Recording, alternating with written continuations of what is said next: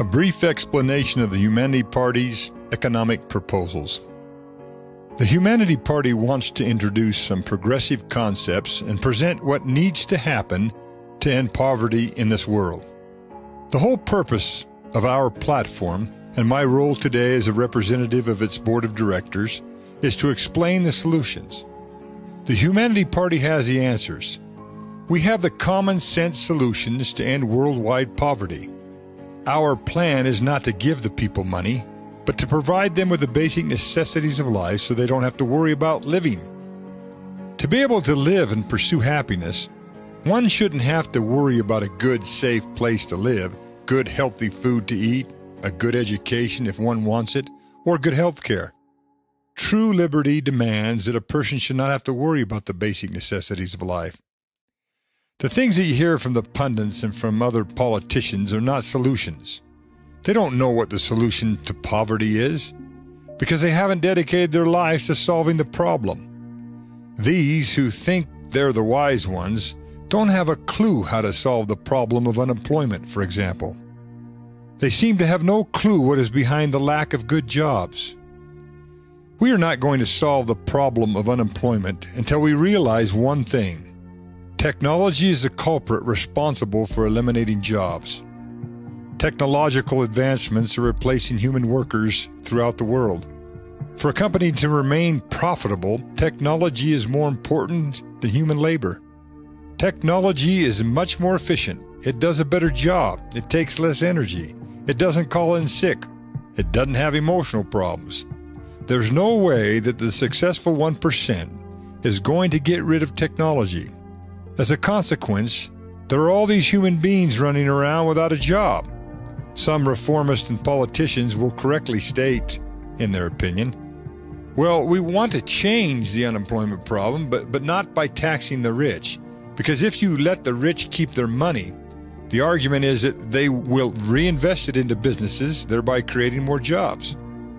Some are deceived into thinking this way, that if you put wealth in the hands of the 1%, they'll turn around and create jobs for the 99. The claim that reducing taxes on the rich and on businesses so that they can hire people has never worked. It's never happened. It's not going to happen, because wealth is created from retaining your profits, not from reinvesting them. Here's what's happening with the world's economy, something that most people can't figure out on their own. Let's say, for example, that there exists an American company called Acme Widgets. This company is going to produce widgets and then sell them to the public for a profit. And the widget can represent almost any product or service. It's no secret that Acme Widget can produce the widget outside of the United States for a lot less money. China, for example, is the manufacturing hub of the world. The United States, on the other hand, is the consumer hub of the world.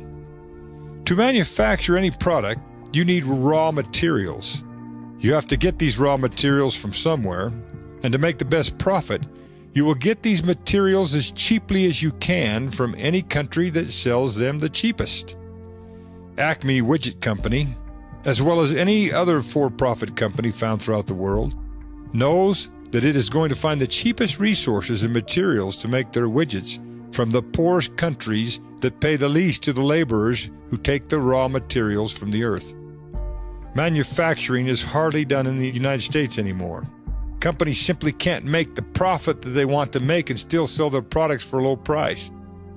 It's very hard to manufacture anything in the United States because people demand higher wages to produce those things, much higher than people in other countries, especially in China, where many products are manufactured more inexpensively than anywhere else in the world.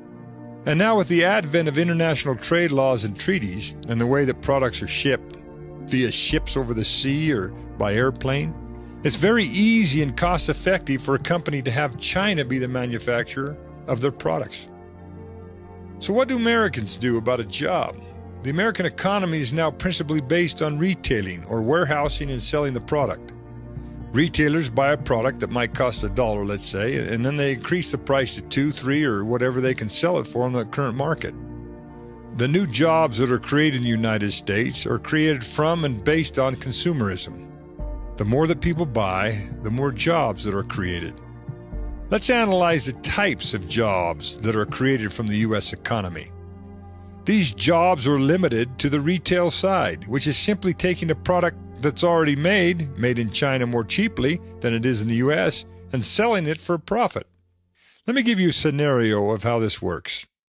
The government wants to create lots of jobs, so it lends me $1 billion to create a business. I create a business that puts lamps together, Christopher Lamps, Incorporated. I start advertising to hire people. I need people. I'm going to need 1,000 people to put together my lamps. I'm going to pay each one of them $10 an hour. That's a good wage. For standing there on an assembly line, putting one part on the lamp, passing it to another person, having that person put a part on it at least 8 hours of every single day. What kind of job is that? Yet, if I did that, and I created Christopher Lamps and all those jobs, I'd be seen as an American hero. I'd be a hero to the corporate world. They'd say, look how many jobs this rich guy is creating because he has a lamp company and he's investing in our community. He's creating all these jobs for all these people. Really? These are the types of jobs that people want? People don't want these types of jobs.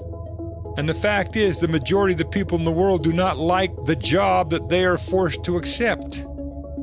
So what does the business owner think about all this? He thinks, okay, I don't need people who can't stand their job. I'm going to get a robot, a computer, or some other type of technology to work for me for a lot less money than what these people work for and a lot less headaches. And so now there's all these unemployed humans. The job market has been dehumanized by technology to such an extent that there are not enough good jobs anymore. We need to put more emphasis on solving poverty than we do on warfare. As concerned humans, we simply have to decide that this is what we want to do. We've put men on the moon and explored space to the tune of billions and billions of dollars. But for what? So that we can agree that we don't know much about space? But how much investment and research do we put into solving the issue of poverty? Can you imagine how it would be if the same human talents and resources were used to solve poverty that are used to explore space? But space exploration is not the biggest human expenditure and waste. War is. More money is made by those who finance, develop, and research how to kill people than any other human pursuit upon this earth. So what would happen if we took the same amount of time and money used to fight war and put it to use in fighting poverty? And this is how we can do it. Big government contracts are made every day with corporations who do research and development to expand the military's capability to win a war.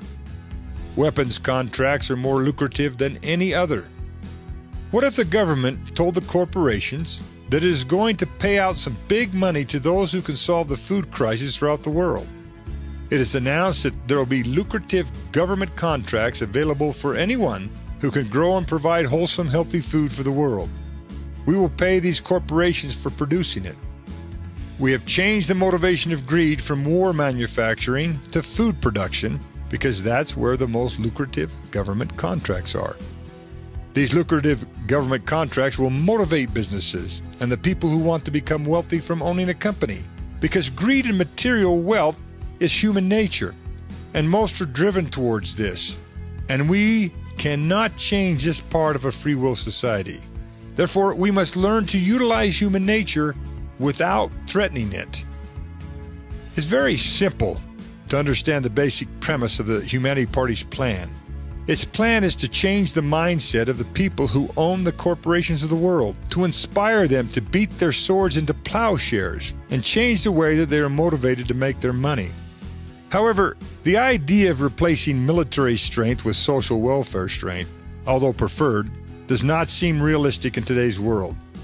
The Humanity Party's plan uses the idea of beating swords into plowshares theoretically. We are attempting to represent how the governments of the world spend money on the things that take human life without benefiting the purpose for human life, that is, the pursuit of happiness. In today's world, because human nature is what it is, a proud sovereign nation, even a competing corporation, cannot be trusted to agree to or support a concept that benefits all nations and people equally. Therefore, there exists the necessity of a strong and well-regulated security force, stronger than any other in the world, to equally protect worldwide human interests. The Humanity Party supports a strong, well-regulated security force that exists solely for the purpose of defending the rights of all people equally.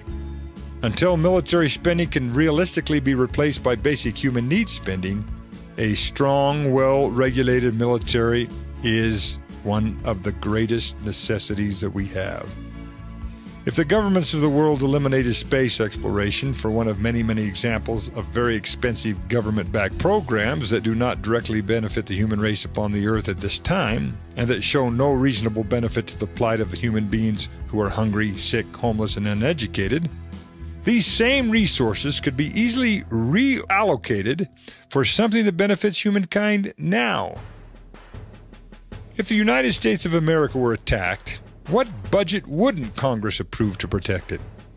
Regardless, the downfall of the U.S. economy is not going to come from another nation attacking it.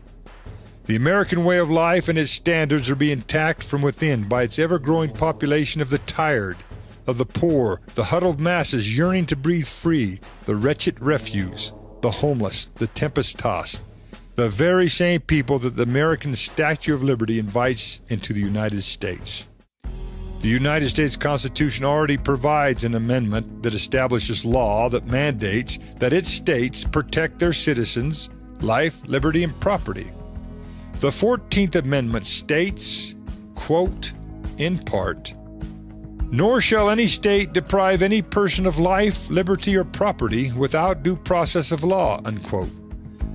If a person lives in the United States and cannot find work, or does not have food, or a home, or clothing, or health care, this person is being deprived of these things, which are necessary for a human to have life and liberty. If a state does not have laws in place that provide the citizens with what they need for life, is not that state depriving them of their constitutional rights? The Humanity Party supports the drafting of an international law that guarantees a human being the right to the basic necessities of life from the day of birth up to the day of death. Any violation of this law would be considered a crime against humanity and punishable as any other crime against humanity is punished. But where is all the money going to come from to provide every human with the basic necessities of life? We can do this by governments offering contracts, for example, to produce a type of housing that is safe and reliable, and if a company accepts the contract, it will be paid very well. By changing the motivational factors that influence corporate greed into providing the basic necessities of life to everyone free of charge, the rich would actually become richer by becoming more humane. This speaks to their human conscience. Let me explain how simple it could be. It is as simple as printing a credit card. Today, someone can apply for a credit card and receive it in a few days through the mail. What if we did this?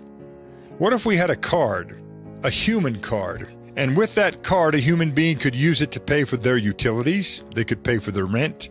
It would also act as an insurance card that would pay for their health care. They could also pay for basic, healthy food and water.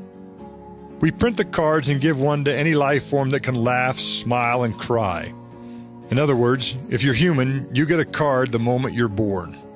You give them to everyone in the world. With the card and free will, a person can buy the things that the card allows them from any business that offers the goods and services that the card allows. A retailer is paid for the product by the government, just like they would receive payment for a normal credit card purchase. The governments of the world would print the money needed to pay the bill and strictly regulate inflation on the products that the human card can purchase.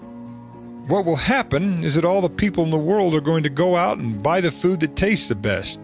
But the card's restricted credit will limit their purchases to only healthy food. They're going to go out and find the best health care. They're not going to give their human card to a doctor who's not nice to them, or to a doctor who cannot see them when they want to be seen, or to a doctor who has a bad reputation.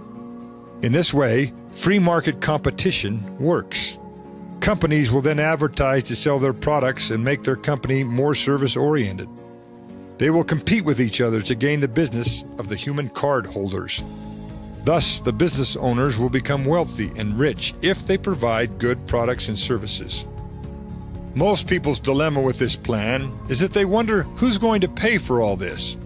Well, the same money that pays billions of dollars every day to wage warfare will pay for human welfare. Inflation will not be a problem because the products that are paid for by the government will be subject to an international inflationary law that will mandate that the inflation cannot increase across the board more than 1.5% per annum, for example. That means that no one can raise their prices more than 1.5% on the products and services that the human card can purchase. If a business wants to make more money, it will have to provide the products and services that people need, and more importantly, what they want, as long as the card is authorized to pay for those goods and services, thus increasing their profit according to the quality of the goods and services that they provide. But then people will say, that will make people not want to work. Most humans do not want to just exist in a safe house with electricity and good food to eat. Once they start eating good food, their minds automatically are going to start working better. And with less stress, they'll have the energy to go out and do something with their life and liberty. They'll want to watch a TV, for example, but the human credit card does not allow them to buy a television. It only allows them to buy the basic necessities of life. So then they'll be forced, by sheer necessity and personal motivation, to go out and get a job so that they can buy that television, so that they can buy themselves a car that will allow them to travel, or so that they can get a bigger and better house than what they're provided for by the human card. Healthy and happy people do not just sit around all day and do nothing. They want to expand their horizons and expand their experience, and once their basic necessities are taken care of, they're going to pursue what the world has to offer them. They're not going to just sit in their house lazily like some people think would happen. That is a very, very poor argument. The best thing about taking care of people's necessities is that businesses are going to improve working conditions across the board, because people are not going to be forced to work. Those who set up a business are going to be forced to compete for workers. They will have to treat workers well, pay them well, and treat them as valuable assets to their bottom line. We won't need labor unions. A free person will simply say, hey, I don't need this job. I've got food to eat and a place to live. I'm going to find a job where I will be treated better. People will work, of course. They will work more than they ever have before if they are provided with the basic necessities of life. Happiness would spread unlike any other time in our history. Even people today who are living on Social Security, who may have Section 8 housing or food stamps, and have all their needs taken care of, do not sit around and do nothing. For example of how our plan will work, go into any Walmart and show where there's a lack of food and products. But how did these products get there? People come and go day by day and take the stuff out of the stores. We already have the technology and the ability to transport products throughout the world in record time. We can put a Walmart in every corner of the earth, in every city, in Sudan, in the Congo, in Darfur, anywhere where there's poverty. We can give the people a human card that is good at these stores that allows them to purchase everything that they need to survive. How could there be any robberies at the store? How could there be any thieves who would say, I'm going to steal your card? They get one anyway. Every human being gets a card. And if you lose it, you get another card without any identification or red tape. Your identification is that you are a human being. Thieves would have no incentive to sell these stolen items to people because the people can already get them for free. So we think about all the problems that are happening throughout the world that are the cause of so much hopelessness and poverty. If somebody stood up and said, let's stop these ridiculous wars that are going on, turn in your guns and your flak jackets and we're going to give you this card. With this card you can go into any store and buy all the good wholesome food that you want. This card will allow you to pay your rent, your utilities, for you and your family. This card will provide you with free medical care and great hospitals with great doctors. You simply go into a hospital of your choice, show them your card, be cared for, and the doctors in these hospitals will charge the government the money, and they will be paid. So the question remains, who's going to pay the human credit cards off? The World Bank. And where is the World Bank going to get the money to pay all this off? It is going to print it like it does every day in order to finance the economies of the world, which generally are all associated with some type of warfare. When the World Bank prints the money, the corporations out there that provide goods and services are going to want to get this new money. they're going to do everything within their power to get the people who have the new money to come into their stores with their human card. A doctor is going to become better at performing his or her services. A retailer is going to be better producer of good, wholesome food. And all these business owners are going to become as rich as the weapon manufacturers currently are. The people of the world who provide the goods and services that maintain the simple necessities of life, they are going to become the wealthiest people in the world. Instead, today, the most wealthy and powerful people in the world are those who deal in military arms. Ironic, isn't it? To the people who are out there spending 8 hours a day, 40 hours a week at least, plus overtime, making minimum wage, who cannot even cover their rent and their utilities and food, it's become a hopeless situation. They have no incentive to work. They think, why should I work? Why don't I sponge off my parents, and why not just go on government welfare? The greatest incentive for the human mind, the greatest motivator, is doing things that we want to do, not things that we are forced to do. We hate doing things that we are forced to do or need to do. We love doing things that we want to do. A person who is provided with the basic necessities of life is going to spend a lot more money in the economy and work harder for those things that he or she wants than one who lives hopelessly in despair and poverty. All you have to do is visit poor families and wealthy families. The kids who belong to wealthy families do not do anything for their basic necessities. They have all the food they need, their home is paid for, their medical care is paid for, but they are driven to have more things. They want to get out there and enter the workforce or go to college and do all the things that they want because all of their basic necessities are already taken care of. Then you go to a poor country. These people do not have any incentive to do these types of things. Why should they? Their life is so hard that they do not have an opportunity to do what they want because they are constantly doing everything that they are forced to do in order to survive. We will never change human nature.